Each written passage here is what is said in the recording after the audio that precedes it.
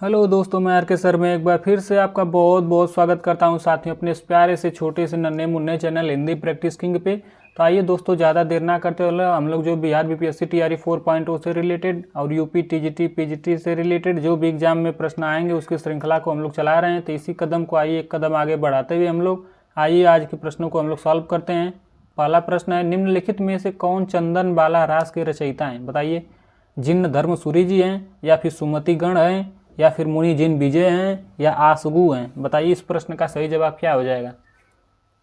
इस प्रश्न का सही जवाब हो जाएगा option D is the right answer. क्या हो जाएंगे? आसगु इज द राइट आंसर। क्या हो जाएंगे? आसगु इज द राइट आंसर।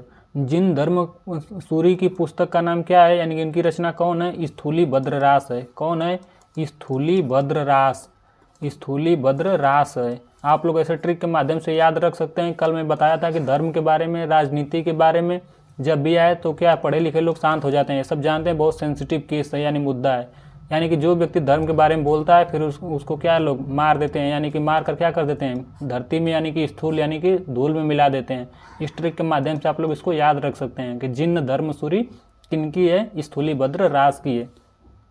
सुमति गण। सुमति गण की कौन सी रचना है? इनकी रचना है नेमिनाथ रास। क्या नाम है? नेमिनाथ रास। नेमिनाथ रास। आप लोग ऐसे याद रख सकते हैं कि सुमति, जिसकी मति अच्छी होती है उसके नाथ क्या अच्छे मिलते हैं। इस ट्रिक के माध्यम से क्या आप लोग याद रख सकते हैं कि इसकी मति अच्छी है, सुमति जिसकी मति अच्छी है उसको कौन? नाथ बहुत अच्छे मिलते हैं, यानी कि पतिदेव बहुत अच्छे मिलते हैं। इस ट्रिक के माध्यम से आप लोग याद रख सकते हैं, छोटा छोटा ट्रिक है। मुनि जिन विजय की कौन सी रचना है? रेवंत गिरी है। कौन सी है? रेवंत गिरी रास। रेवंत गिरी रास है। आप लोग कल मैं आप लोग क्या याद कराया था? रेवती के पति कौन है? विजय हैं। रेवती के पति कौन है? विजय हैं। ऐसे आप लोग याद रख सकते हैं। चलिए अगले प्रश्न की ओर हम लोग बढ़ चलते हैं। अगला प्रश्न है, चंद्रबरदाई ने पृथ्वीराज रासों में निम्नलिखित में से मुख्यतः किस छंद का प्रयोग किया है? बताइए। पहले तो आप लोग ये जान लीजिए पृथ्वीराज रासो किसकी रचना है। यह जो चंद्रबरदाई की रचना है, किसकी है? चंद्रबरदाई की रचना है। और इसमें पूछा है कौन सा छंद सबसे ज़्यादा प्रयोग किया गया है। वैसे तो पृथ्वीराज रासों में लगभग 68 प्रकार के छंदों का प्रयोग किया गया है, लेकिन पूछा है सबसे ज़्यादा, यानी मुख्यतया पूछा है कौन सा छंद प्रयोग किया गया है। ऑप्शन ए अरिल्य छंद, ऑप्शन बी है पद्दड़िया छंद, ऑप्शन बी है कवित्त छंद, ऑप्शन डी है सवैया छंद। बताइए इस प्रश्न का सही जवाब क्या हो जाएगा। इस प्रश्न का सही जवाब हो जाएगा option C is the right answer. क्या हो जाएगा? ऑप्शन सी, कवित्त छंद सबसे ज़्यादा प्रयोग किया गया है। कौन सा छंद? कवित्त छंद। पृथ्वीराज रासो के रचयिता कौन है? आप लोग जानते हैं चंद्रबरदाई। शुक्ल जी ने इनको क्या हिंदी का प्रथम कवि माना है, और इनकी जो कृति है पृथ्वीराज रासो, पृथ्वीराज, इसको क्या कहा है कि क्या है? प्रथम महाकाव्य है। क्या है? इसको प्रथम महाकाव्य मानते हैं। प्रथम महाकाव्य मानते हैं, प्रथम महाकाव्य। और कौन ऐसा मानते हैं? शुक्ल जी मानते हैं। कौन? शुक्ल जी मानते हैं। चलिए अगले प्रश्न की ओर हम लोग बढ़ चलते हैं। अगला प्रश्न आप लोग के सम्मुख प्रस्तुत हो रहा है, विद्यापति ने अपना कौन सा ग्रंथ मैथिली भाषा में लिखा है? बताइए। और कौन लिखे? पहले तो विद्यापति जी। और कौन से अपना ऐसा ग्रंथ है जो मैथिली भाषा में लिखे हैं? बताइए। ऑप्शन ए पदावली, ऑप्शन बी है गंगा वाक्यावली, ऑप्शन सी है कीर्तिलता, या ऑप्शन डी है मणि मंजरी। बताइए इस प्रश्न का सही जवाब क्या हो जाएगा। और तब तक आप लोग लगे हाथ बता दीजिए इनकी अवहट्ट भाषा में कौन कौन सी रचना रचे हैं, और आप लोग बता दीजिए संस्कृत भाषा में कौन कौन सी रचनाएं इन्होंने रची है। बताइए संस्कृत भाषा और अवहट्ट भाषा, और आप लोग बता दीजिए मैथिली भाषा। तीनों भाषाओं के बारे में बताइए कौन कौन सी रचनाएं रचे हैं। कौन? विद्यापति जी। इस प्रश्न का सही जवाब हो जाएगा option A is the right answer. क्या हो जाएगा? पदावली। मैथिली भाषा में कौन कौन रचित है? एक तो पदावली है मैथिली भाषा में, एक तो पदावली है, और एक और रचना है जो मैथिली भाषा में रची है, उसका नाम क्या है? उसका नाम है गोरक्ष विजय। क्या नाम है? गोरक्ष विजय नाम है।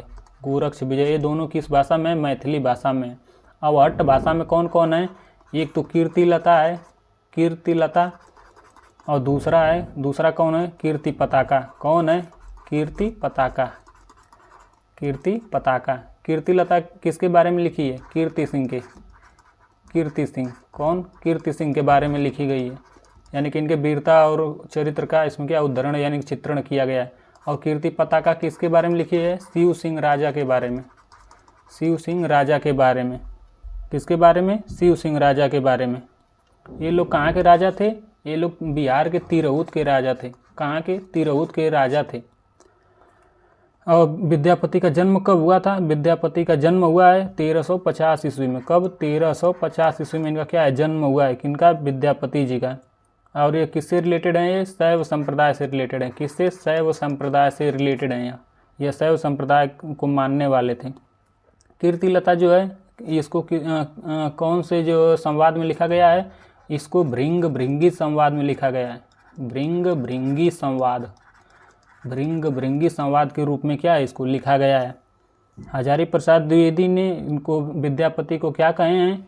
हजारी प्रसाद द्विवेदी ने विद्यापति को क्या कहे हैं? इनको कहे हैं श्रृंगार रस का सिद्धवाक कवि। बहुत ही मोस्ट इम्पॉर्टेंट यह प्रश्न है। क्या बोले हैं इनको? श्रृंगार रस का सिद्धवाक कवि। क्या बोले हैं? सिद्धवाक कवि, सिद्धवाक कवि बोले हैं इनको। कौन बोले हैं ऐसा बोले हैं? हजारी प्रसाद द्विवेदी, HPD। बहुत ही इम्पोर्टेंट यह प्रश्न है। संस्कृत में इनकी रचनाएं कौन कौन है? एक तो गंगा वाक्यावली है। क्या नाम है? गंगा वाक्यावली, गंगा वाक्यावली। एक है दुर्गा भक्त तरंगिणी, दुर्गा भक्त तरंगिणी। इनके पिताजी इसकी रचना है मूलतः, लेकिन ये उनकी अधूरी हो गई तो पूरी कौन किया? इन्होंने किया, इसलिए इनकी रचना मानी जाती है। और पुरुष परीक्षा, पुरुष परीक्षा इनकी है संस्कृत में। चलिए अगले प्रश्न की ओर हम लोग बढ़ चलते हैं। अगला प्रश्न है पौमचर्यू में किसका वर्णन है? बताइए। शिव जी का है, सीता जी का है, या भरत जी का है, या राम जी का है? बताइए। तब तक बताइए पौमचर्यू किसकी रचना है? बताइए पौमचर्यू किसकी रचना है? बताइए आप लोग कमेंट बॉक्स में। इसका सही जवाब हो जाएगा option D is the right answer. क्या हो जाएगा? Option D is the right answer. किसकी? राम के बारे में इसमें क्या है? वर्णन मिलता है पौमचर्यू। इसके रचनाकार कौन है? इसके रचनाकार हैं स्वयंभू। कौन है? स्वयंभू। और आप लोग स्वयंभू को किसने? राम कुमार वर्मा ने हिंदी का प्रथम कवि माना है। किसने? राम कुमार वर्मा ने, राम कुमार वर्मा ने। मैं बताया हूँ ट्रिक के माध्यम से कि कौन? राजकुमार। राम कुमार से हो गए राजकुमार। राजकुमार लोग क्या करते थे? या तो संधि कर लेते थे या तो युद्ध कर लेते थे, जो मन में आए कर लेते थे। यानी कि इससे क्या आदिकाल को इन्होंने क्या राम कुमार वर्मा का संधि काल या चारण काल। राम कुमार वर्मा इन्हें क्या मानते हैं? इन्हें हिंदी का प्रथम कवि मानते हैं। हिंदी का प्रथम कवि, बहुत इंपॉर्टेंट है यह सब। प्रथम कवि इनको मानते हैं। शुक्ल जी किनको मानते हैं? मुंज या भोज को। और अगर पहला महाकाव्य किसको मानते हैं तो हो गया पद्मावत को। किसको? पद्मावत को। और इसको स्वयंभू, स्वयंभू की रचना हम लोग देख लेते हैं। स्वयंभू की हम लोग रचना देख लेते हैं। स्वयंभू की हम लोग रचना देख लेते हैं। स्वयंभू की रचना, इनकी रचना कौन कौन सी? एक तो पद्मचरित है, पद्मचरित है, या फिर इसी को क्या है? जैन रामायण भी बोल सकते हैं। जैन रामायण क्या कहते हैं? इसको जैन रामायण भी कहते हैं। चलिए अगले प्रश्न की ओर हम लोग बढ़ चलते हैं। अगला प्रश्न है अमीर खुसरो की पहेलियाँ और मुकरियाँ किस भाषा में है? बताइए। खड़ी बोली में है, या उर्दू में है, या अवधी में है, या फिर ब्रज भाषा में है? इसका सही जवाब हो जाएगा option A is the right answer. अमीर खुसरो क्या है? खड़ी बोली के जन्मदाता के रूप में जाने जाते हैं, या फिर खड़ी बोली के प्रथम कवि के रूप में जाने जाते हैं। कौन? अमीर खुसरो। इनके गुरु कौन थे? अमीर खुसरो के गुरु कौन थे? इनके गुरु थे निजामुद्दीन औलिया। क्या नाम है? निजामुद्दीन औलिया। निजामुद्दीन औलिया नाम है। और इनको ईश्वरी प्रसाद ने क्या कहे हैं? इनको ईश्वरी प्रसाद ने, डॉक्टर ईश्वरी प्रसाद, डॉक्टर ईश्वरी प्रसाद ने इनको क्या कहते हैं? इनको महाकवि कहते हैं। क्या कहते हैं? महाकवि। यह क्या है? महाकवि हैं, या फिर महाकवि कह लीजिए, या फिर इनको कवियों का राजकुमार भी यहीं बोले हैं। कौन बोले हैं? ईश्वरी प्रसाद ने कवियों का राजकुमार। कवियों का राजकुमार कौन बोले हैं? ईश्वरी प्रसाद ने ऐसी क्या इनकी संज्ञा या उपाधि दी। इनकी रचनाएं कितनी लगभग हैं? इनकी लगभग 100 रचनाएं संकलित हैं। और इनका जन्म कब हुआ? 1253 ईस्वी में। कब हुआ था इनका जन्म? इनका जन्म हुआ 1253 ईस्वी में। और कहाँ हुआ? एटा में हुआ। एटा कहाँ है? यूपी में। कहाँ है? यूपी में। और यूपी में भी किस गांव में? पटियाली नामक गांव में। पटियाली नामक ग्राम में, पटियाली ग्राम लिख दे रहा हूँ, गांव। इतना डीपली तो बहुत है। इनको क्या कहा जाता है? खड़ी बोली का प्रथम कवि। लिख लेता हूँ इसको। इनको क्या बोला जाता है? खड़ी बोली का प्रथम कवि, यानी खड़ी बोली इन्हीं से शुरुआत मानी जाती है। खड़ी बोली का प्रथम कवि, प्रथम कवि। इनकी रचनाएं कौन है? पहेलियाँ हैं, और क्या, मुकरियाँ हैं, दो सुखने हैं, गज़ल हैं, ये सब क्या है? इनकी रचनाएं हैं। चलिए अगले प्रश्न की ओर बढ़ चलते हैं। एकदम डीपली करा रहा हूँ साथियों। डिंगल भाषा का अर्थ क्या है? बताइए आप लोग, डिंगल भाषा का अर्थ क्या है? ऑप्शन ए अवधी और ब्रज भाषा के योग से बनी भाषा। ऑप्शन बी है हरियाणवी मिश्रित राजस्थानी भाषा। ऑप्शन सी है अर्धमागधी। ऑप्शन डी है अपभ्रंश के योग से बनी शुद्ध राजस्थानी। बताइए।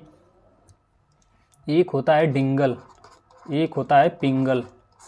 एक डिंगल शैली होती है और एक पिंगल शैली होती है, या फिर इसको भाषा भी बोल सकते हैं। एक कौन होती है? पिंगल होती है। आप लोग को ट्रिक के माध्यम से बता दे रहा हूँ, यह कभी नहीं भूलेगा। पिंगल में होता क्या है? प से पिंगल और प से होता है प्रेम। याद रखिएगा, प से पिंगल, प से प्रेम, यानी कि प्रेम भाषा किस में है? अपभ्रंश के साथ, अपभ्रंश के साथ क्या मिल जाता है? अपभ्रंश के साथ ब्रज भाषा। ब्रज भाषा, ट्रिक मैं बता दे रहा हूँ। ब्रज भाषा, ब्रज में क्या होता है? प्रेम। प्रेम कौन करते हैं? कृष्ण जी। किससे? गोपियों से। ऐसे याद रख सकते हैं। ब्रज में क्या होता है? प्रेम होता है किससे? गोपियों और कृष्ण के साथ। यहाँ पे प्रेम हो गया, प से पिंगल, प से प्रेम, और ब्रज भाषा में कृष्ण। ऐसे याद रखिएगा। इतना बस ट्रिक याद रखिएगा। डिंगल आपको याद करने की जरूरत नहीं पड़ेगी, फिर भी बता दे रहा हूँ। इसका सही जवाब हो जाएगा ऑप्शन डी, यानी कि अपभ्रंश के साथ क्या है? राजस्थानी।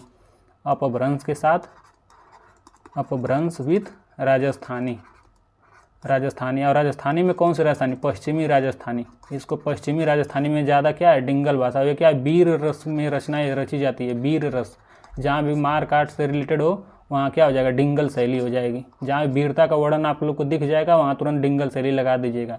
और जहाँ प्रेम भाषा का शब्द मधुरता का आ जाए वहाँ पे क्या हो जाएगा? यानी कि श्रृंगार रस की जहाँ बात आ जाए वहाँ पे क्या हो जाएगा? पिंगल शैली में। ठीक है, एकदम पूरा डीपली में बता दिया इसके बारे में।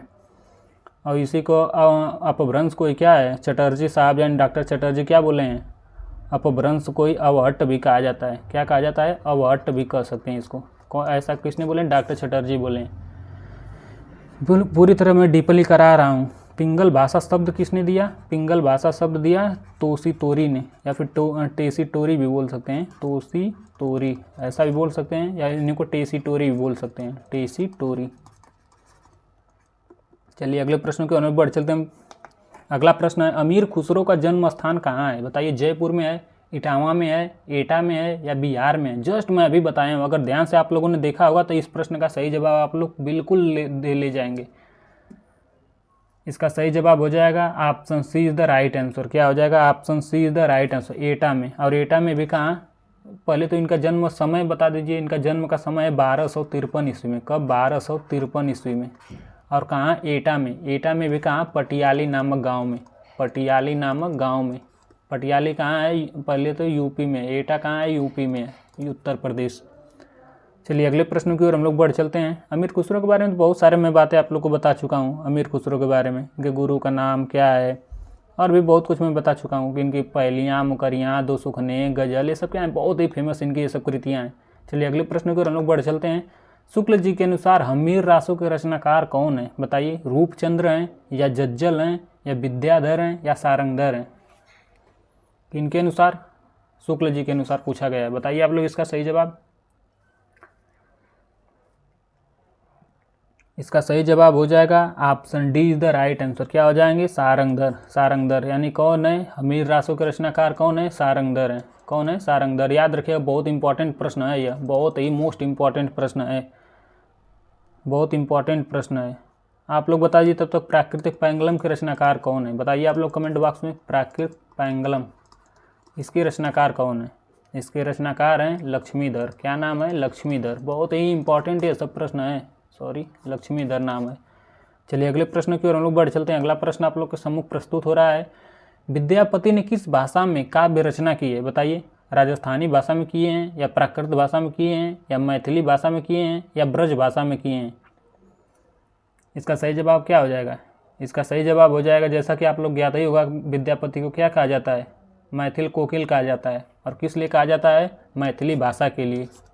भाषाएं तो इन्होंने 3 चुनी, एक अवहट्ट, एक संस्कृत और एक मैथिली, लेकिन सबसे इनकी प्रसिद्धि का कारण क्या रहा? मैथिली भाषा। और मैथिली भाषा में कौन? पदावली। मैथिली भाषा में कौन सी रचना? पदावली के लिए। मैथिली में एक और रचना इनकी है, गोरक्ष विजय भी है, लेकिन यह किनके लिए प्रसिद्धि हुई? इनकी पदावली के लिए हुई। और उसमें ये कौन सी, सॉरी मैथिल कोकिल इनको कहा जाता है। निराला जी ने इनको क्या कहा है ना, निराला जी ने इनकी शैली को क्या कहा है? जो पदावली की शैली है, इसकी जो शैली यानी जो रचना की कला है, उसको निराला जी ने क्या कहा है? इंपॉर्टेंट प्रश्न मैं बता रहा। निराला जी ने क्या कहा है? नागिन की लहर कहा है। क्या कहा है? नागिन की लहर। नागिन की लहर, ऐसा किसने कहा है? निराला जी ने कहे हैं। इनकी जो पदावली है इसकी क्या है? शैली के ऊपर ऐसा व्यंग किए हैं। कौन किए हैं? निराला जी किए हैं। चलिए अगले प्रश्न की हम लोग बढ़ चलते हैं। अगला प्रश्न है, अमीर खुसरो ने हिंदी के लिए कौन सा शब्द प्रयुक्त किया है? बताइए। इन्होंने हिंदी को क्या कहा है? अमीर खुसरो ने, बताइए। संस्कृत कहा है, या हिंदवी कहा है, या रेखता कहा है, या हिंदुस्तानी कहा है? बताइए। अमीर खुसरो के बारे में पूछा जा रहा है। इन्होंने अपने आप को क्या है? क्या है? हिंदुस्तान की तूती या तोती हिंद इन्होंने खुद को कहा है। तूती हिंद या फिर तोता हिंद इनको बोला जाता है। किनको? अमीर खुसरो को। और इन्होंने क्या किया था? मैं हिंदुस्तान का तूती हूँ, अगर मुझसे कुछ पूछना है तो किस भाषा में पूछो? हिंदुई भाषा में पूछो। किस भाषा में? हिंदुई भाषा में। यानी क्या है? हिंदवी या हिंदुई कहा है। कौन? किसने? अमीर खुसरो ने। चलिए अगले प्रश्न की ओर हम लोग बढ़ चलते हैं। अगला प्रश्न है, कीर्तिलता की भाषा क्या है? अवधी है, मिश्रित अपभ्रंश है, या ब्रज है, या प्राकृत है? बताइए। इस प्रश्न का सही जवाब क्या हो जाएगा? कीर्तिलता की भाषा क्या है? मैं बताया हूँ कीर्तिलता और कीर्ति पताका दोनों किस भाषा में है? दोनों किस भाषा में है? अवहट्ट में है। और अवहट्ट को क्या कहा जाता है? अपभ्रंश भी कहा जाता है। किस ऑप्शन में? बी ऑप्शन में। मैं क्या बोला है? अपभ्रंश को क्या है? अवहट्ट भी कहा जाता है। अपभ्रंश को अवहट्ट भी कहा जाता है, यानी कि option B is the right answer. क्या हो जाएगा? Option B is the right answer. Kirtilata किन के बारे में है? कीर्ति सिंह के बारे में है। और कीर्ति पताका किन के बारे में है? शिव सिंह के बारे में है। दोनों लोग तिरहुत के क्या थे? राजा थे। और जो ये रचना किन की है? विद्यापति की है। विद्यापति क्या थे? इनके दरबारी कवि थे। चलिए अगले प्रश्न की ओर हम लोग बढ़ चलते हैं। अगला प्रश्न है, बालचंद बिज्जावई भाषा दून ही लगई दुज्जन हासा। विद्यापति की किस पंक्ति से लिया गया है? बताइए कौन सी रचना की पंक्ति है विद्यापति के द्वारा? बालचंद बिज्जावई भाषा दून ही लग गई दुज्जन हासा। बताइए। इसका सही जवाब बताइए आप लोग। कमेंट बॉक्स में अपने अपने आंसर को पिन करिए। इसका सही जवाब हो जाएगा option D is the right answer. किसकी है? कीर्तिलता के बारे में। कीर्तिलता नामक रचना से क्या है? उद्धृत है यह। किससे है? कीर्तिलता से। विद्यापति के बारे में देख लेते हैं थोड़ा सा हम लोग। विद्यापति के बारे में हम लोग थोड़ा सा देख लेते हैं। विद्यापति के बारे में हजारी प्रसाद द्विवेदी ने इनको क्या कहे हैं? यानी कि एचपीडी ने इनको क्या बोले हैं? यह क्या हैं? श्रृंगार रस के सिद्धवाक कवि हैं। क्या बोले हैं? श्रृंगार रस के सिद्धवाक कवि। बहुत ही मोस्ट इम्पॉर्टेंट प्रश्न है, इसलिए मैं इसको बार बार बता रहा हूँ। क्या है? बहुत ही मोस्ट इम्पॉर्टेंट ये प्रश्न है कि आ जाएगा प्रश्न उत्तर ही में कि श्रृंगार रस के सिद्धवाक कवि निम्नलिखित में से किसे कहा जाता है। अगर थोड़ा सा घुमा कर देगा तो पूछ देगा कि हजारी प्रसाद द्विवेदी के अनुसार किसकी ने जो है सिद्धवाक कवि कहा गया है, ऐसे पूछ लिया जाता है। कीर्तिलता के बारे में, कीर्तिलता इसका सही जवाब हो जाएगा। और यह किस भाषा में लिखा गया है? भृंग भृंगी संवाद के रूप में लिखा गया है। भृंग भृंगी संवाद के रूप में इसको क्या है? लिखा गया है। इनका उपनाम देख लेते हैं हम लोग। इनका उपनाम क्या क्या है? इनके लगभग 29 या 29 उपनाम हैं, जिसमें मैथिल कोकिल, इनको क्या क्या कहा जाता है? मैथिल कोकिल कहा जाता है। और क्या इनको कहा जाता है? अभिनव जयदेव। ऐसा किसने कहा? शिव सिंह ने कहा। किसने? शिव सिंह। राजा शिव सिंह थे, उन्हीं ने इनकी उपाधि अभिनव जयदेव दी है। और इनको क्या कहा जाता है? खेलन कवि, कंठहार कवि, सब कुछ इन्हीं को कहा जाता है। बहुत सारे इनके उपनाम है। चलिए अगले प्रश्न को हम लोग बढ़ चलते हैं। यह कीर्तिलता और कीर्ति पताका ये दोनों किस भाषा में है? ये दोनों किस भाषा में है? अवहट्ट भाषा में। किस भाषा में? अवहट्ट भाषा में। और इनकी जो लिखनावली है यह किस भाषा में? संस्कृत भाषा में। चलिए अगले प्रश्न को हम लोग बढ़ चलते हैं। अगला प्रश्न है, निम्नलिखित में से कौन सी अमीर खुसरो की रचना नहीं है? बताइए कौन सी अमीर खुसरो की रचना नहीं है? पहेलियाँ नहीं है, या फिर मुकरियाँ नहीं है, या पुरुष परीक्षा नहीं है, या दो सुखने नहीं है, या खालिक बारी नहीं है? बताइए इस प्रश्न का सही जवाब। यहाँ पे नहीं दिया है, ध्यान दीजिएगा आप लोग, कौन नहीं है। इसका सही जवाब हो जाएगा option B is the right answer. कौन? Option B is the right answer. पुरुष परीक्षा या किनकी है? यह जो है पुरुष परीक्षा विद्यापति जी की रचना है। किनकी है? विद्यापति जी की रचना है। और किस भाषा में? यह जो है संस्कृत भाषा में। जबकि खालिक बारी, खालिक बारी हो गया, दो सुखने हो गया, पहेलियाँ हो गया, मुकरियाँ हुआ, ये सब किसकी रचना है? अमीर खुसरो की रचना है। किनकी है? अमीर खुसरो की रचना है। चलिए अगले प्रश्न की ओर हम लोग बढ़ चलते हैं। अगला प्रश्न है, निम्नलिखित में से कौन निर्गुण भक्ति धारा का कवि नहीं है? बताइए, यहाँ पे नहीं दिया है। याद रखिए यहीं से प्रश्न में नहीं दे देता है और हम लोग ध्यान नहीं देते हैं और गलत हो जाता है। इसको ध्यान से पढ़िए क्योंकि समय बहुत दिया रहता है प्रश्न में। हमें वहाँ पे जो है थोड़ा भी एकदम धैर्य बना के रखना, थोड़ा भी अवजाना नहीं है, एकदम आराम से एकदम देख देख के प्रश्नों को हल करना है। बताइए, रैदास नहीं है, निर्गुण भक्ति धारा यहाँ पे निर्गुण दिया है, या फिर नानक जी नहीं है, या कबीरदास जी नहीं है, या विद्यापति जी नहीं है?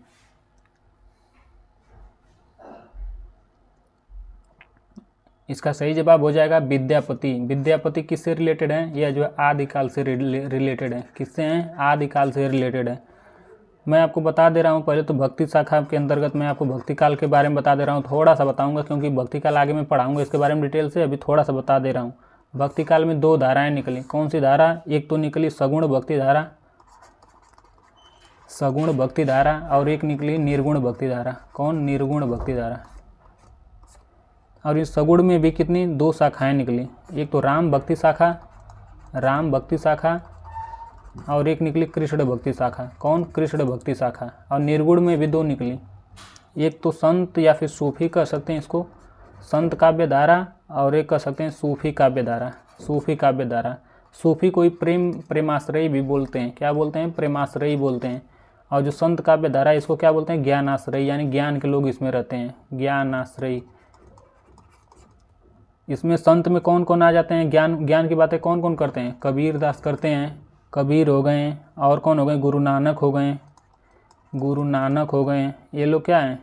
संत काव्य धारा के अंतर्गत आते हैं। रैदास हो गए, और कौन हो? गुरु गोविंद सिंह हो गए, गोविंद सिंह हो गए। ये लोग क्या है? संत काव्य धारा के अंतर्गत आते हैं। सूफी काव्य धारा में कौन कौन आते हैं? बोधा हो गए, आलम हो गए, ठाकुर हो गए, द्विजदेव हो गए, असाहित हो गए, और कौन? दामोदर हो गए, और कौन हो गए? इसमें कुतुबन हो गए, ईश्वरदास हो गए, बहुत सारे इसमें कवि हैं। और राम भक्ति शाखा में कौन कौन है? सबसे पहले तो तुलसीदास जी हैं इसमें, तुलसीदास राम भक्ति शाखा से रिलेटेड हैं। और कौन है? रामानंद जी हैं, रामानंद जी हैं। और कौन है? ईश्वरदास हैं। और कौन है इसमें? अग्रदास हैं। बहुत सारे लोग इसमें हैं। और कौन है? अग्रदास हैं। चलिए कृष्ण में हम लोग देख लेते हैं। इसमें सबसे ज़्यादा क्या है? संप्रदाय चलता है, जैसे निम्बार्क संप्रदाय, निम्बार्क संप्रदाय चलता है। और कौन सा इसमें? सखी संप्रदाय, वल्लभ संप्रदाय, चैतन्य संप्रदाय, सब इसमें है। चलिए इतना डीपली बहुत मैं आगे इसके बारे में अभी बताऊंगा, तब तक इसके लिए बस इतना ही। अगले प्रश्न की ओर हम लोग बढ़ चलते हैं। अगला प्रश्न है, ढोला मारू रा दूंगा में ढोला के पिता का क्या नाम है? बताइए, राजा जसवंत सिंह नाम है, या राजा नल नाम है, या राजा जय सिंह नाम है, या राजा हरराज सिंह नाम है? बताइए इस प्रश्न का सही जवाब। इस प्रश्न का सही जवाब बताइए, क्या हो जाएगा? बताइए। मैं एक कहानी अभी इसके बारे में बता दे रहा हूँ। ढोला क्या है? ढोला मारू रा दूंगा के बारे में। बताइए इस प्रश्न का सही जवाब क्या हो जाएगा? इस प्रश्न का सही जवाब हो जाएगा option B is the right answer. क्या हो जाएगा? Raja Nal. Option B is the right answer. उनके पिता का क्या नाम था? किसके? ढोला के पिता का नाम क्या था? राजा नल था। मैं इसके बारे में एक जो छोटी सी मतलब कहानी बता दे रहा हूँ। ढोला का नाम, मुख्य नाम क्या था? इसको साल कुमार नाम से जानते थे। क्या नाम है? साल कुमार, साल कुमार। इसमें यह जो कृति है इसमें जो तीन नायक रहते हैं। पहले तो यह जो है इसमें तीन नायक नायिकाएं सब रहते हैं। ढोला रहता है, मारवाड़ी रहती है, और मालवाड़ी रहती है। जो मारवाड़ी रहती है क्या? पुगल देश की राजकुमारी रहती है। और एक जो मालवाड़ी रहती है वह मालवा की राजकुमारी रहती है। और इसका जो है इसमें यह कहानी यह है कि ढोला जो साल कुमार है तथा जो मारवाड़ी यानी कि मारू थी, इसका क्या है विवाह बचपन में ही तय हो जाता है। विवाह के समय ढोला की उम्र 3 साल रहती है और जो मारवाड़ी की उम्र कितनी रहती है, 1.5 साल रहती है। यानी कि दोनों का तो ठीक ठाक है। उसका कितना है, ढोला का 3 साल और मारवाड़ी का 1.5 साल रहती है उस समय उम्र। तो ढोला जो है ढोला मारवाड़ी को भूल जाता है और किससे, मालवा की जो राजकुमारी मालवाड़ी है उससे दूसरा विवाह कर लेता है।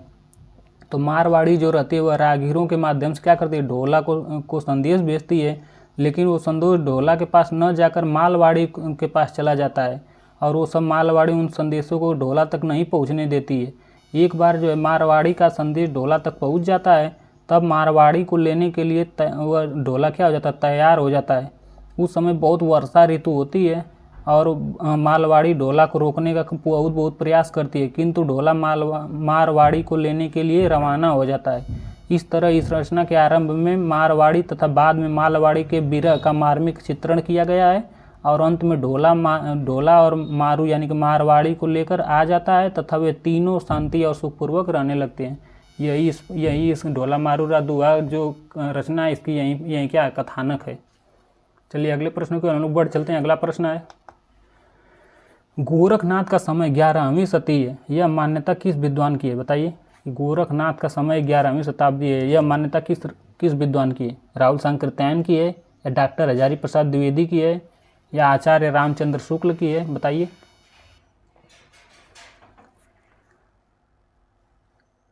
इसका सही जवाब हो जाएगा option D is the right answer. क्या हो जाएगा? Option D is the right answer. Option D is the right answer. क्या हो जाएगा? पीताम्बर दत्त बड़थवाल। मिश्र बंधुओं ने जो पीताम्बर दत्त बड़थवाल हो गए, गोरखनाथ के बारे में थोड़ा सा हम लोग देख लेते हैं कि मिश्र बंधुओं ने इनको क्या बोले हैं, हिंदी का प्रथम गद्य लेखक माने। कौन? मिश्र बंधु। मिश्र बंधुओं ने इनको क्या माने हैं कि हिंदी के प्रथम गद्य लेखक हैं। हिंदी के प्रथम गद्य लेखक हैं या ऐसा किसने माने हैं? मिश्र बंधुओं ने माने हैं। मिश्र बंधुओं ने माने हैं। और इनके गुरु कौन है? गोरखनाथ के गुरु कौन है? गोरखनाथ के गुरु कौन है? मच्छेंद्रनाथ। मच्छेंद्रनाथ या फिर इन्हें को मत्स्येंद्रनाथ भी बोल देते हैं। मत्स्येंद्रनाथ। गुरु गोरखनाथ क्या हैं? नाथ साहित्य के क्या हैं? संस्थापक हैं। बहुत इंपॉर्टेंट प्रश्न है। नाथ साहित्य के संस्थापक हैं। नाथ साहित्य के संस्थापक हैं। बहुत ही मोस्ट इम्पॉर्टेंट ये प्रश्न है। चलिए अगले प्रश्न की ओर बढ़ चलते हैं। नाथ पंथ सिद्धों की परंपरा से ही छंटकर निकला है, बताइए कथन किसका है? राम कुमार वर्मा का है या राहुल सांकृत्यायन जी का है या शिव सिंह सेंगर जी का है या आचार्य रामचंद्र शुक्ल जी का है? इसका सही जवाब हो जाएगा option D is the right answer. क्या हो जाएगा? Option D is the right answer. किनका है? शुक्ल जी का यह कथन है। चलिए अगले प्रश्न की ओर हम लोग बढ़ चलते हैं। अगला प्रश्न है, पिंगल मिश्रित भाषा की रचना है, बताइए। क्या है? मुहड़ोत नवड़सी रिख्यात या फिर पृथ्वीराज रासो या अचलदास खींची की वचनिका या पाबूजी रादुआ?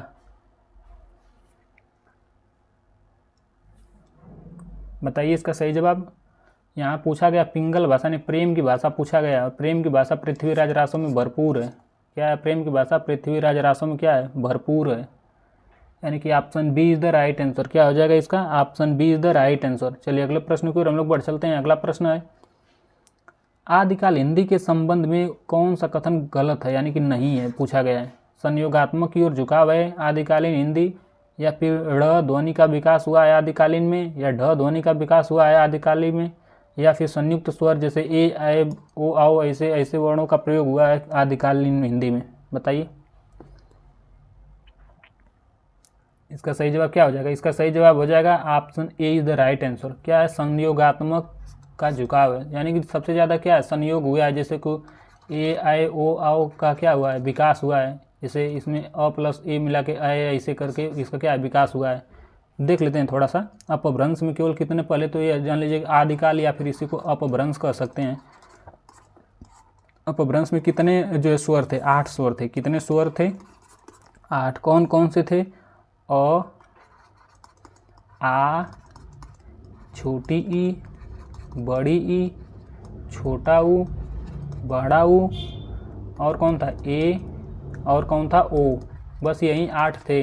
लेकिन बाद में आदिकाल में दो और जोड़ दिए गए। कौन जोड़ दिए गए? एक तो ए और दूसरा औ। जैसे कि अब इसको संयोगात्मक क्यों कहते हैं? क्योंकि जैसे ए जब जुड़ा तो इसमें अ प्लस ए मिला, अ प्लस ए, यानी किसी को संयोग हो गया, यानी किसी को संयोगात्मक कहते हैं।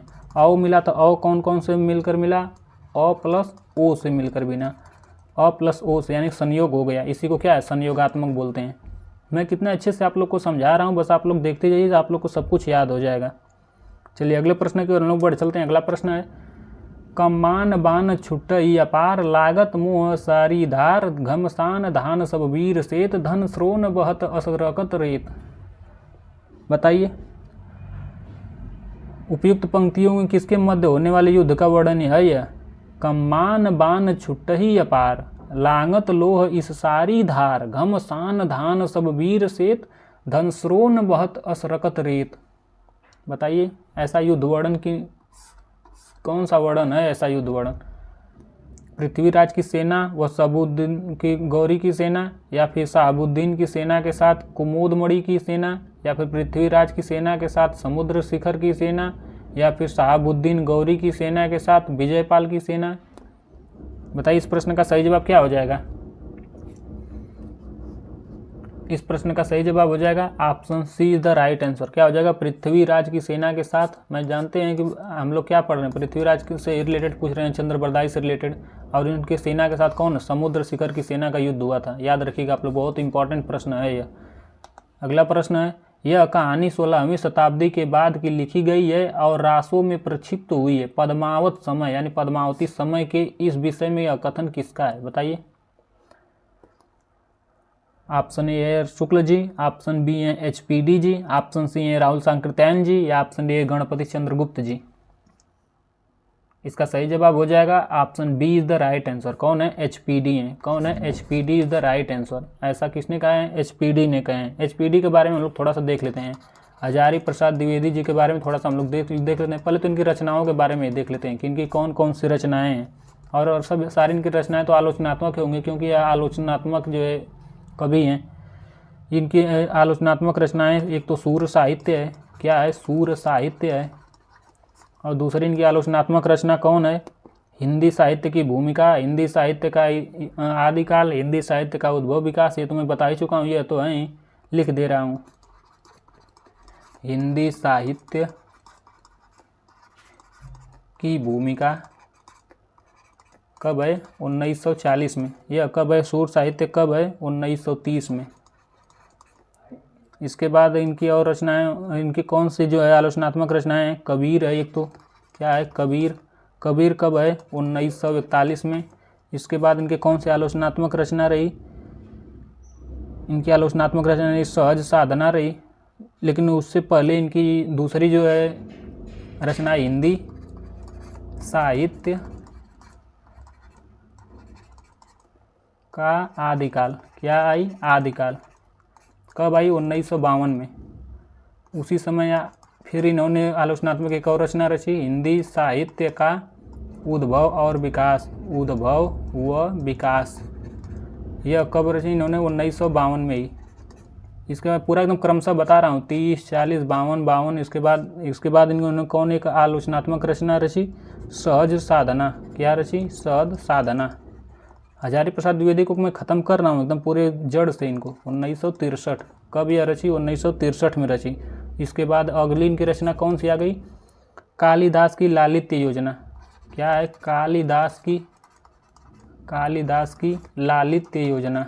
लालित्य योजना। यह रचना कब इन्होंने रची? यह रचना रची 1965 में। कब रची? 1965 में। एकदम क्रमशः मैं बता रहा हूँ। और एक और इनकी है, बस इतना ही है, मध्यकालीन बोध का स्वरूप। क्या लिखें? मध्यकालीन बोध का स्वरूप। बोध का स्वरूप। और यह जो रचना इन्होंने कब इनके प्रकाशित हुई? 1970 में। इत्यादि इनकी आलोचनात्मक रचनाएं हैं। किनकी? हजारी प्रसाद द्विवेदी की। वो इतना डीपली कोई नहीं यूट्यूब पे कराता होगा। मैं देखिए आप लोग के सम्मुख सब कुछ प्रस्तुत कर दे रहा हूँ, जितना हो सकता है मैं अपना जान फूंक दे रहा हूँ। बस आप लोग का दायित्व बनता है कि आप लोग इसे ज़्यादा से ज़्यादा लाइक करें, शेयर करें और चैनल को सब्सक्राइब तो बिल्कुल करना ना भूलें। चलिए अगले प्रश्न की ओर हम लोग बढ़ चलते हैं। तिब्बत के 84 सिद्धों की परंपरा में कौन से सिद्ध से आरंभ हुआ है? बताइए, नरोपा से या फिर सबरिपा से या सरापा से या लुइपा से? बताइए। तिब्बत में क्या सिद्धों के बारे में पूछा गया है, यानी कि सिद्ध के बारे में पूछा गया, यानी कि बौद्ध के रिलेटेड, लगभग बौद्ध से रिलेटेड पूछा गया है। बताइए इसका सही जवाब क्या हो जाएगा? इसका सही जवाब हो जाएगा option D is the right answer. कौन हो जाएंगे? लुइपा जी। तिब्बत से रिलेटेड कौन है? लुइपा जी हैं। कौन है? लुइपा जी। सबरपा के बारे में हम लोग देख लेते हैं। इनका जन्म लगभग 780 ईसा पूर्व में हुआ था, ईस्वी में। इनके गुरु कौन थे? सबरिपा के इनके गुरु कौन थे? सबरिपा के गुरु, इनके गुरु थे लुइपा। बहुत इंपॉर्टेंट है प्रश्न, लुइपा। और लुइपा के गुरु कौन थे? लुइपा के गुरु थे सबरिपा। इनके या क्या थे? गुरु थे। इनके गुरु सबरिपा थे और उनके गुरु लुइपा थे। अपने एक दूसरे को ही अपने गुरु मान लिए थे लोग। और ये सबरिपा क्या है? विक्रमशिला विश्वविद्यालय के क्या थे? प्रधानाचार्य जी थे। और यह किससे रिलेटेड है? यह धर्मपाल के समकालीन है। बहुत इंपॉर्टेंट यह प्रश्न है, धर्मपाल के समकालीन है। और इनकी रचना कौन कौन सी है? सबरिपा की रचना कौन कौन सी? एक तो चर्यापद है। चर्यापद मैट्रिक के माध्यम से बता चुका हूँ कि शराब पीने के बाद लोगों को क्या लगता है? 4-4 पैर दिखाई देने लगता है, यानी कि 4 पद, यानी कि 4-4 पैर दिखाई देने लगता है शराब पीने के बाद।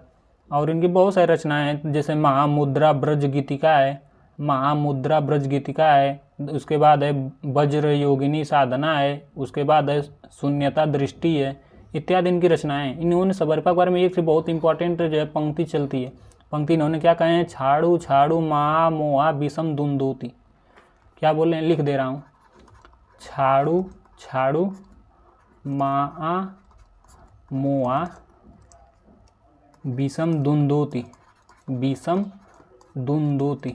बहुत ही इंपॉर्टेंट ये पंक्ति है। भले थोड़ा सा ऑकवर्ड फील होता है देखने में कि अच्छा नहीं लग रहा, लेकिन फिर भी क्या है, बहुत इंपॉर्टेंट है। सबरिपा के बारे में हम लोग क्या है पूरे डिटेल के साथ देख लिए। आइए लुइपा के बारे में थोड़ा सा हम लोग देख लेते हैं। लुइपा का जिनका जन्म 773 ज़्यादातर लोग मानते हैं, लेकिन 773-83 के बीच में कई लोग मानते हैं। इनके गुरु का नाम जानते हैं? सबरिपा है। इनकी रचना कौन कौन सी है? इनकी रचना कौन कौन सी है? बुद्धोदय, क्या नाम है? बुद्धोदय। और कौन सी इनकी रचना है? अभिसमय, अभिसमय इनकी एक रचना है। और कौन सी इनकी रचना? पूरा डिटेल के साथ बता रहा हूँ, इतना कोई यूट्यूब पे नहीं बताता होगा। और इनकी कौन कौन सा? अभिसमय विभाग हो गया, अभिसमय विभाग। और इनकी एक और रचना कौन थी? हाँ, लुइपाद गीतिका, लुइपाद गीतिका थी। चलिए अगले प्रश्नों की ओर बढ़ते हैं। इससे पहले थोड़ा सरापा के बारे में देख लेते हैं। सरापा क्या है? राहुल सांकृत्यायन सबसे हिंदी का सबसे सर्वोत्तम कवि इन्हीं को माने हैं। कौन? राहुल सांकृत्यायन जी। और राम कुमार वर्मा किन्ने स्वयंभू को माने हैं। और एक कहाँ से? मगध में इनका जन्म हुआ, बिहार में। कब हुआ? 769 में इनका। क्योंकि मैं इसलिए बता दे रहा हूँ सबका, क्योंकि आता है सबका जन्म क्या है क्रमशः लगाने के लिए। ये अभी क्या है? राजा धर्मपाल से रिलेटेड है, धर्मपाल के समकालीन ये अभी हैं। बहुत इंपॉर्टेंट ये प्रश्न है, राजा धर्मपाल के समकालीन पूछ देता है कहीं कहीं कि राजा निम्नलिखित में से राजा धर्मपाल के समकालीन कौन है? तो सरापा और सबरपा में एक ऑप्शन दे देता है। इनके उपनाम लगभग 29 उपनाम है। इनके उपनाम कितने हैं? लगभग 29 है, जिसमें कुछ मुख्यतः हम लोग लिख लेते हैं सरापा के बारे में, क्योंकि बहुत ही जो क्या है पूरे 84 सिद्धों में सबसे प्रथम सिद्ध है, इसलिए ये क्या है बहुत ही मोस्ट इंपॉर्टेंट है। इनका उपनाम क्या है? राहुल भद्र है, राहुल भद्र। सरोज रू, राहत रू, तेल नहीं, सरोज रू। और क्या इनका नाम है? सरोज वज्र नाम है इनका। और क्या उपनाम है? पदम वज्र नाम है। बहुत सारा 29 नाम है, तो कितना याद करेंगे? सरोज भद्र नाम है। बस 4-5 हम लोग देख लेते हैं जो इंपॉर्टेंट है। चलिए अगले प्रश्न की ओर बढ़ चलते हैं, इतना डीपली तो बहुत है। निम्नलिखित में से कौन आदिकाल के अंतिम चरण के सुप्रसिद्ध कवि हैं? बताइए। आदिकाल के अंतिम चरण में बताया हूँ, आदिकाल के अंतिम कवि कौन है? अमीर खुसरो जी हैं, स्वयंभू जी हैं, या पुष्पदंत जी हैं, या अब्दुल रहमान हैं? इस प्रश्न का सही जवाब आप लोग बताइए। इसका सही जवाब हो जाएगा option A is the right answer. कौन है? अमीर खुसरो। अमीर खुसरो। इनका वास्तविक नाम क्या था? अबुल हसन यामुनुद्दीन खुसरो। एक बार लिख दे रहा हूँ ताकि आप लोग को याद हो जाए। अबुल हसन यामुनुद्दीन यामुनुद्दीन यामुनुद्दीन अबुल हसन यामुनुद्दीन खुसरो इनका पूरा नाम है। और इनका मूल नाम पूछे तो बस अबुल हसन आप लोग बताइएगा मूल नाम। अगर पूरा नाम पूछे तो या पूरा नाम बताइएगा। अबुल हसन यामुनुद्दीन खुसरो। ये इनके गुरु का नाम क्या था? निजामुद्दीन औलिया था। और ईश्वरी दास ने इनको क्या है? महाकवि या कवियों में राजकुमार कहे हैं। स्वयंभू को किसने? राम कुमार वर्मा ने। मैं बताया हूँ ना, राजकुमार लोग क्या संधि मनमाना करते थे, यानी स्वयं को अपने पूरे भूमि का राजा घोषित कर लेते थे। कौन? राजकुमार लोग, यानी कि राम कुमार वर्मा। ऐसे ट्रिक के माध्यम से आप लोग याद रखिएगा। स्वयंभू पुष्पदंत के बारे में थोड़ा सा देख लेते हैं। और स्वयंभू कब है? स्वयंभू की जो है पूछा जाता है सन, यानी कि लगभग ईस्वी कितनी है? या जो है 8वीं सदी में, 8वीं सदी से रिलेटेड है। पुष्पदंत किस सदी से हैं? 10वीं सदी से रिलेटेड है। किससे हैं? 10वीं सदी से रिलेटेड है। और स्वयंभू के बारे में एक बहुत बहुत बहुत मोस्ट इम्पॉर्टेंट फैक्ट यहाँ मैं भूल रहा था, ध्यान उतर गया था, लेकिन याद आ गया कि इन्हें अपभ्रंश का वाल्मीकि कहा जाता है। अपभ्रंश का वाल्मीकि, बहुत इम्पॉर्टेंट यह प्रश्न है। अपभ्रंश का वाल्मीकि बहुत मोस्ट इम्पॉर्टेंट ये प्रश्न है, इसको याद रखिएगा, बिल्कुल मोस्ट इम्पॉर्टेंट लगा कर लिखिएगा अपने नोटबुक में। इनकी रचना कौन कौन है? स्वयंभू की रचना थोड़ा देख लेते हैं हम लोग। स्वयंभू की रचना है पौमचरियु। कौन है? पौमचरियु, बहुत ही इम्पॉर्टेंट ये रचना है। और इनके कौन है? रिठड़ेमिचरियु। रिठड़ेमिचरियु बहुत इंपॉर्टेंट ये रचना है इनकी। अब्दुल रहमान की कौन सी रचना है? इनकी एक रचना, अब्दुल चाचा क्या करते हैं? संदेश पहुंचाते हैं। याद है आप लोग को? मैं बताया था 7 टैंक उड़ाने वाले इन्हीं के जो भतीजे थे। याद है आप लोग को? जो उत्तर प्रदेश के दुल्लापुर से रिलेटेड है। संदेश रासक इनकी रचना है। इनकी रचना है अब्दुल चाचा की, यानी अब्दुल रहमान की। अब्दुल हमीद कौन हुआ है? अब्दुल हमीद के क्या है? चाचा हैं। क्या नाम था उनका? अब्दुल। इसलिए क्या है इनको संदेश कौन पहुंचाते हैं? अब्दुल। ऐसा ट्रिक मैं आप लोग को पिछले वीडियो में बता चुका हूँ। पुष्पदंत के से क्या है? 10वीं सदी से रिलेटेड है, मैं अभी जस्ट बताया हूँ। और इनको क्या कहा जाता है? इनके बारे में भी एक मोस्ट इंपॉर्टेंट है, मोस्ट इंपॉर्टेंट इनके बारे में एक फैक्ट है कि इनको क्या है? अपभ्रंश का बहुभूति। इनको तो वाल्मीकि और इनको बहुभूति कहा जाता है। क्या कहा जाता है? अपभ्रंश का बहुभूति। बहुत ही इंपॉर्टेंट ये प्रश्न है, एकदम मोस्ट इंपॉर्टेंट लगा कर रखिएगा इस दोनों को, इसको स्वयंभू को और पुष्पदंत को याद रखिएगा। यानी कि इसका ट्रिक आप लोग बता दे रहा हूँ कि यानी कि दंत, यहाँ से दांत हो गया, दांत, और दांत से हम लोग क्या करते हैं? भभूति खाते हैं। जाते हैं ना कहीं भी देखते हैं ज़्यादा लोग ये सब भूत ऊत के चक्कर में जाते हैं ओझा के पास, वो लोग क्या भभूत देते हैं? भभूति क्या है? भभूति देते हैं। भभूति क्या करते हैं? कहते हैं खा लो। और खाया किससे जाता है? दांतों से। ऐसे ट्रिक के माध्यम से आप लोग क्या करिए? याद रखिए इसको। भभूति को क्या खाया जाता है और किससे? दांतों से खाया जाता है। बहुत इंपॉर्टेंट ये प्रश्न इसलिए बता रहा हूँ, इसको याद रखना बहुत ज़रूरी है। चलिए अगले प्रश्न की ओर हम लोग बढ़ चलते हैं। अगला प्रश्न इनकी रचनाओं के बारे में थोड़ा देख लेते हैं। इनकी रचनाएँ कौन कौन सी हैं? पहले तो अड़य कुमार है। अड़य कुमार, देखिए अड़य कहाँ है? दांतों से बोला जाता है, इसलिए क्या है? अड़य कुमार याद रखिएगा आप लोग। अड़य कुमार है। और कौन कौन है? महापुराण है। महापुराण है। और कौन सी इनकी रचना है? जसहर चरियु है। जसहर चरियु इंपॉर्टेंट है ये सब। चलिए अगले प्रश्न की ओर बढ़ चलते हैं, नहीं तो वीडियो बहुत लंबा हो जाएगा। हिंदी साहित्य का प्रथम महाकाव्य कौन सा है? बताइए। श्रावकाचार्य है, या फिर पृथ्वीराज रासो है, या फिर पाउड़ दोहा है, या फिर भरतेश्वर बाहुबली रास है? पहले बताइए ये सब किनकी रचनाएं हैं, बताइए। इस प्रश्न का सही जवाब क्या हो जाएगा? यानी प्रथम महाकाव्य किसे माना गया है? मैं जस्ट इसी वीडियो में बहुत बार 3-4 बार बता चुका हूँ। अगर ध्यान से आप लोग सुने होंगे तो बता ले जाएंगे इस प्रश्न का सही जवाब। बताइए इस प्रश्न का सही जवाब। इस प्रश्न का सही जवाब हो जाएगा पृथ्वीराज रासो को।